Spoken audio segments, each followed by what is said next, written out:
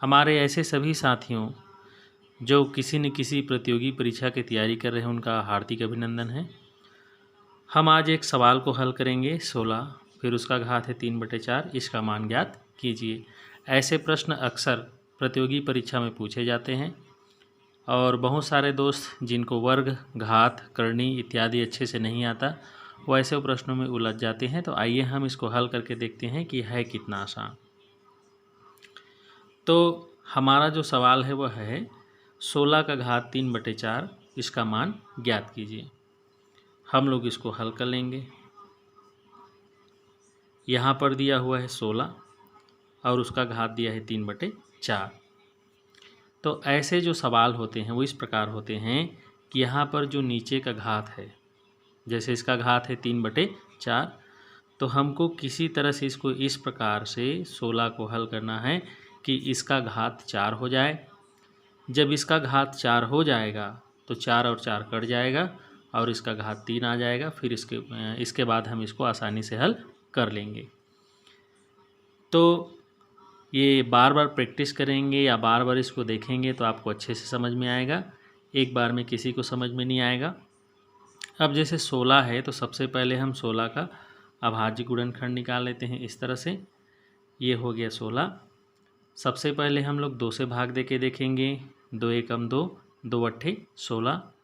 फिर उसके बाद 2 से भाग देंगे, 2 चौका 8।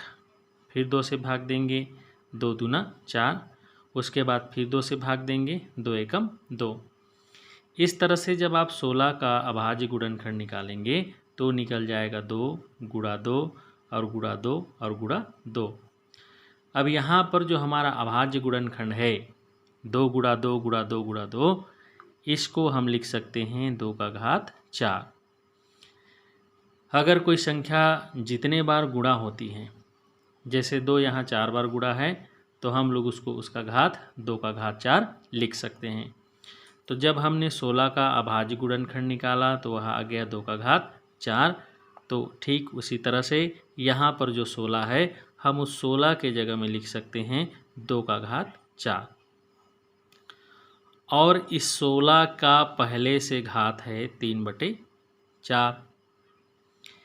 अब यहाँ पर 2 का घात है 4 और जब घात के ऊपर और घात होता है, घातांक के जो 3 ठो नियम हैं, तो अगर मान लीजिए a का घात 1 हो और उसका घात और y हो, किसी का घात हो फिर उसका और घात हो, तो इन दोनों घात का आपस में गुणा हो जाता है। इस तरह से ये घातांक का नियम कहलाता है। तो इसी तरह से 2 का घात 4 है, फिर उसका और घात 3/4 है, तो इन दोनों का आपस में गुणा हो जाएगा। 4 से 4 कट जाएगा और इस तरह से हमारे पास बचेगा 2 और उसका घात बचेगा 3।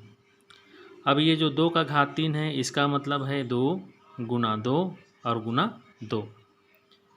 तो ये हो जाएगा 2, 2 दूना 4 और 4 दूना 8। इस तरह से इसका मान आ गया 8। तो इस प्रकार छोटे छोटे सवालों को लगातार प्रैक्टिस करके ही हल किया जा सकता है। अगर आप लगातार प्रैक्टिस करते हैं तो इन सवालों को देखने के बाद, अगर जैसे आप इन सवालों को देखते हैं तो आपके नज़र में या आपके समझ में ये आ जाता है कि हमको क्या करना है।